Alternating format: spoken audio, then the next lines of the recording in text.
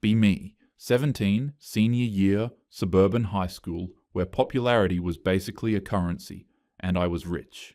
If someone sneezed wrong, I could make it a rumor. If I said a skirt was cute, suddenly 10 girls were wearing the same one by Friday. I knew my power.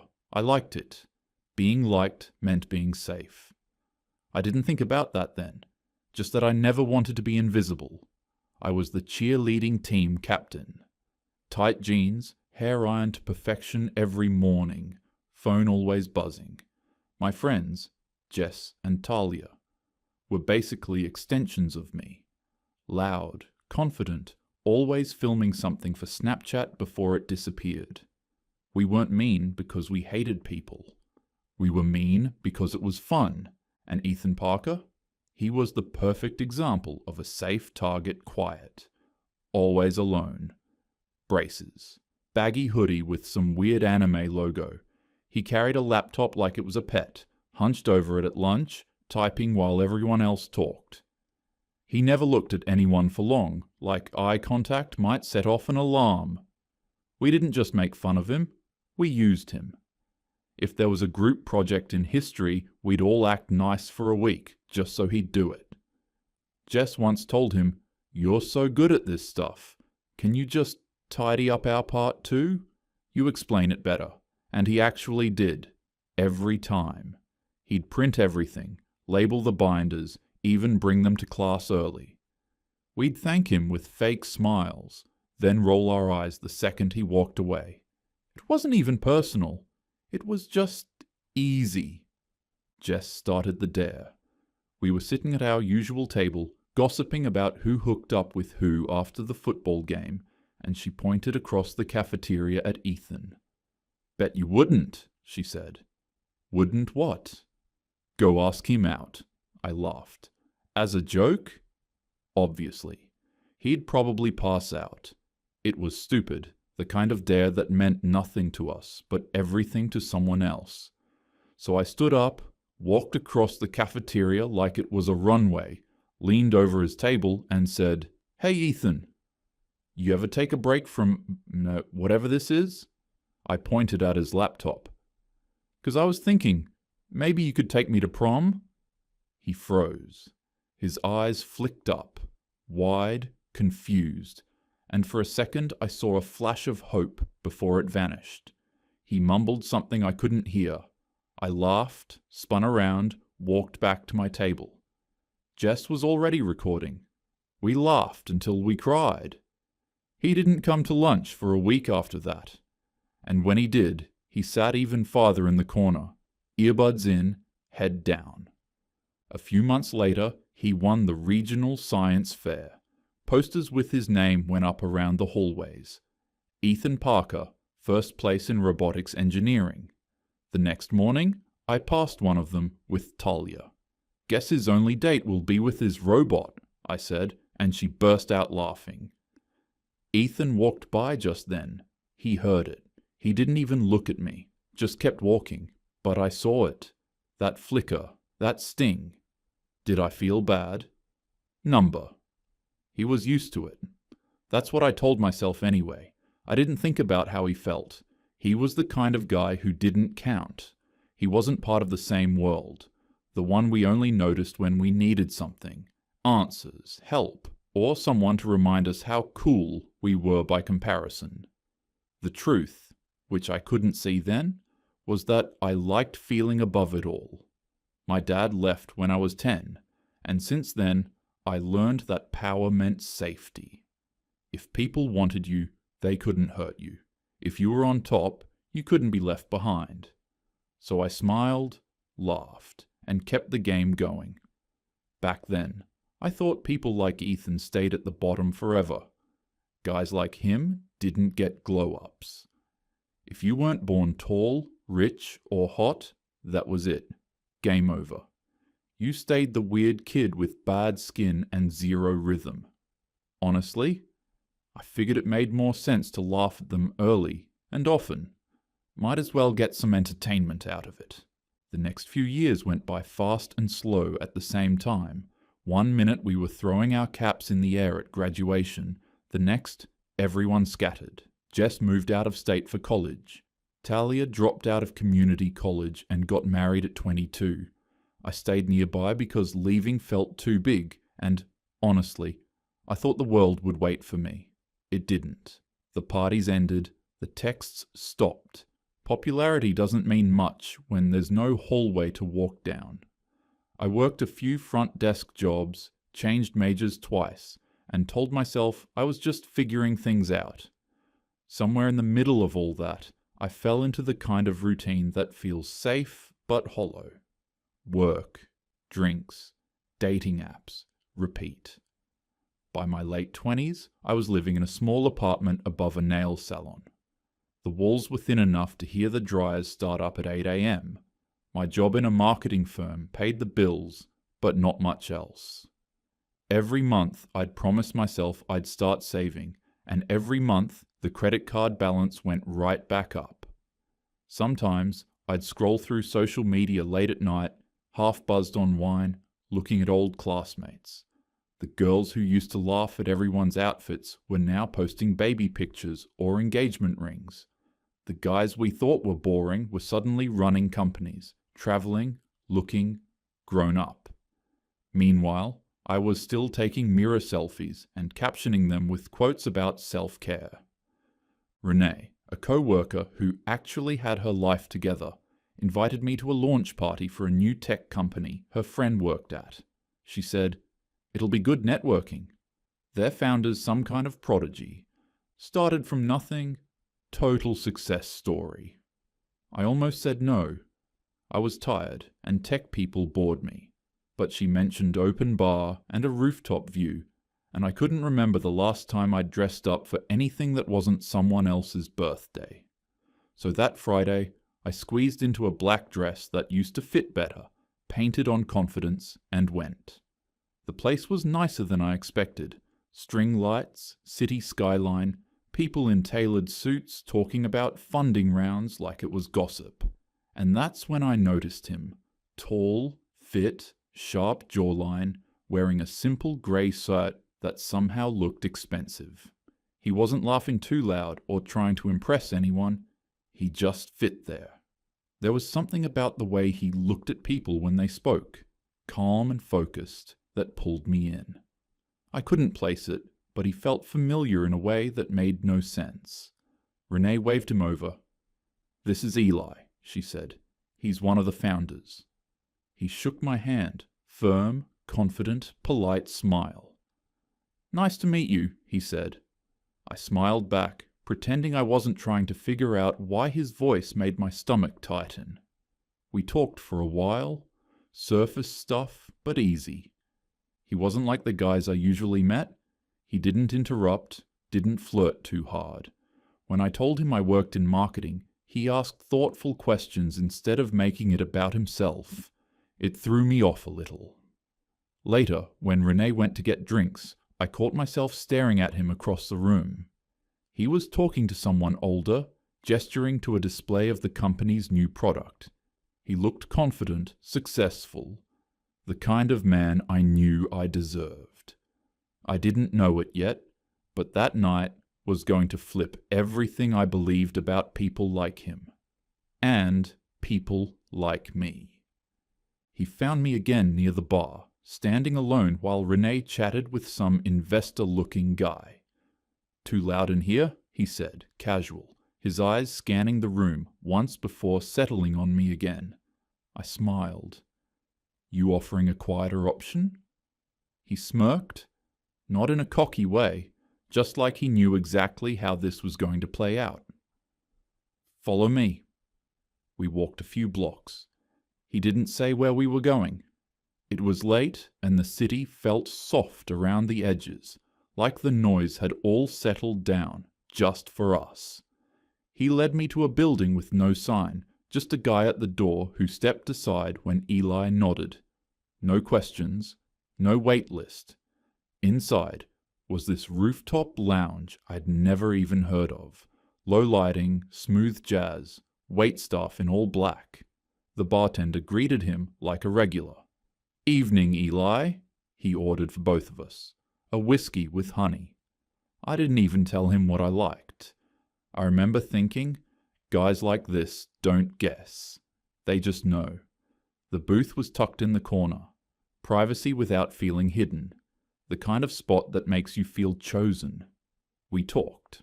Or I talked. He listened. He'd ask these questions that weren't small talk, like he was studying me, but without judgment. When I said I worked in marketing, he didn't do the usual, "Oh cool," and pivot to himself. He asked what kind of campaigns I liked, what made a brand feel authentic. Most guys just want to talk about their job, or their car, or their gym split. Eli made me feel like I was the interesting one. At one point, our knees brushed under the table. I didn't move mine. Neither did he.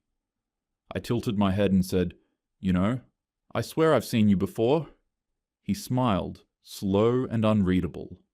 "Maybe?" Then he added, "You look familiar too." There was something in the way he said it, like he knew more than he was letting on, but I brushed it off. I was too caught up in the vibe. Then my phone buzzed. Text from Renee. "Dude, Eli's one of the founders. Like multi-millionaire level. You better behave." I blinked at it. I hadn't even asked his last name. I looked back at him, same calm expression, sipping his drink like he hadn't just thrown my entire night into a new gear. He caught me staring and raised an eyebrow, almost amused. "Everything okay?" I nodded, trying to hide the blush rising in my chest. "Yeah," I said. "Just surprised?" And I was. I'd been around guys with money before. They always had to show it. Watches on the table, mentions of stock portfolios, Tesla keys spun like fidget toys. But Eli? He was the flex. After that, I didn't question a thing. When he asked if I wanted to head back to his place, I said yes, without hesitation. The ride was quiet. His driver didn't talk. The building had a private elevator, keycard access, the kind of place where the hallways echo and the lights flick on with motion sensors. His unit was corner-facing. Massive windows, floor-to-ceiling glass with a full skyline view. Everything was clean, modern, expensive without trying. He poured us another drink, something amber and smooth I couldn't pronounce, and sat beside me on a velvet charcoal grey couch. I kicked off my heels. He didn't even glance at my feet, just leaned back, one arm draped over the backrest, watching me like he already knew how the night would end. The kiss started slow. I leaned in first. He met me halfway, and just like that, it was happening. He kissed me first, firm, focused, no awkward hand placements, no weird over-eager moves. He knew exactly what he was doing. He slid one hand behind my neck and pulled me closer, and I just followed. He walked me backward toward the bedroom. Everything felt smooth, unforced. We didn't speak. It was like our bodies had already agreed to it before our minds caught up. His bedroom was what you'd expect from a guy like that. Huge bed, black sheets, dim lights, not a single piece of clutter. I took in the space quickly, but my brain was more focused on him. Clothes came off one piece at a time. I didn't even feel self-conscious. Not with him. Then there was a pause. He reached into the drawer by the bed, pulled out a box of condoms, looked at it briefly, then looked at me. No pressure, no assumption. He didn't say anything, and I thought about it. Like, really thought about it. For maybe 3 seconds. I should have said yes. I should have told him to use one. But I looked at him. At this man who had his life together. Who didn't even have to try. The apartment. The suit. The confidence. Guys like him don't sleep around recklessly. They don't pick girls like me unless they already have their shit handled. So I just gave him a look. Small shake of my head. He nodded, set the box aside. We didn't say another word. It happened fast, but not rushed. He was in control the entire time, and I let him be. It was good. Actually good. He knew what he was doing, and for once I wasn't worried about anything. Not my body, not my worth, not how I'd look in the morning. I felt wanted, chosen. I didn't care that we hadn't used anything. It didn't even feel like a risk. For once, everything just made sense. Afterward, he stayed quiet, tracing circles on my arm until I fell asleep. By morning, he was already up, dressed, pouring coffee like nothing about the night had surprised him. We said polite goodbyes, both pretending we'd meet again soon. I texted him later that day. Something casual, just had a great time. He never replied. Still, I couldn't bring myself to feel regret. That night had been perfect in a way that almost felt unreal. Whatever it was, even if it never happened again, I knew I'd remember it forever. 3 days later, I was still replaying that night. Work felt lighter, my reflection looked softer. For once I didn't dread Monday. Then, in the middle of drafting emails, my phone buzzed. Renee. You and Ethan Parker? No way. Didn't know you two went to school together? I frowned. Ethan Parker? Me. Who? Renee. Eli. His real name's Ethan Parker, CEO of ByteForge. Total glow up. The cursor on my screen blinked, waiting for me to breathe. I opened a browser. Ethan Parker, ByteForge Technologies. Press photos, Forbes features, panels. The same man from Friday night. Same calm eyes, same grey suit. Then I saw it. An old local paper photo. Senior year highlight about the regional science fair. Hoodie, braces, nervous half smile. My stomach dropped. Him. The cafeteria flashed back like a bad movie. Jess's dare, my fake prom invite, his face when I laughed. I clicked on a video interview just to be sure. He was talking about building resilience. Then he said, almost offhand, "You never really forget how cruel people can be when they think you'll never matter." I shut the laptop so fast the screen rattled. A few minutes later, Renee and Robert, our co-worker, came over to my desk. They were both grinning like they knew something I didn't. "Wait," Renee said, waving her phone. "She actually knew Ethan in high school." "Isn't that wild?" Robert squinted. "Ethan who?" "Ethan Parker," she said, dragging it out like it should have been obvious. "CEO ByteForge. Eli. That guy he blinked. Hold up. You went to school with that guy?" I nodded slowly, trying to act unbothered. "Yeah." Apparently Robert laughed. "No way. What was he like back then?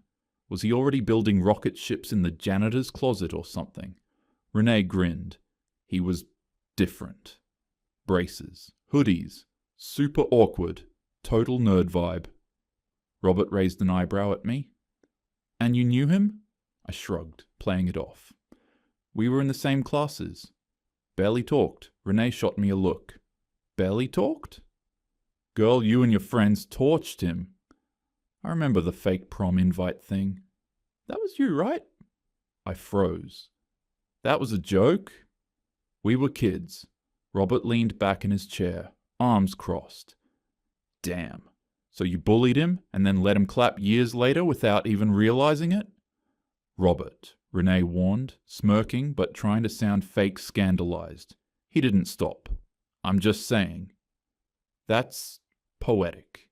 The guy you used to clown is out here running tech empires and dropping you off like Uber Eats." I tried to laugh. It came out flat. "Okay, chill." But Robert wasn't done. No wonder he was so cool about everything. Dude probably knew exactly who you were the whole time. "He didn't say anything," I said quickly, too quickly. He smirked. "Of course he didn't. He didn't have to. That was the real power move. You thought you were pulling a rich guy. Turns out you were the throwback." Renee winced, half laughing, half nervous. "Okay, that's harsh." I stared at my screen, hands sweating on the keyboard. My ears felt hot. Robert looked at me one more time, tone softer but still smug. Life's funny, huh? Nerds don't stay nerds forever. Some of them come back, upgraded. I didn't respond. I couldn't. I covered my face with both hands, trying not to scream. I can't believe I let that nerd pump and dump me. The next few weeks blurred together until something felt off. At first I blamed stress, too much caffeine, bad sleep, deadlines. But the mornings kept coming harder. My stomach turned at smells that never bothered me before. Then my period didn't show. By day 6, I knew. I bought a box of tests on the way home. 3 of them. I told myself I'd wait until morning. You're supposed to get clearer results then. But I couldn't.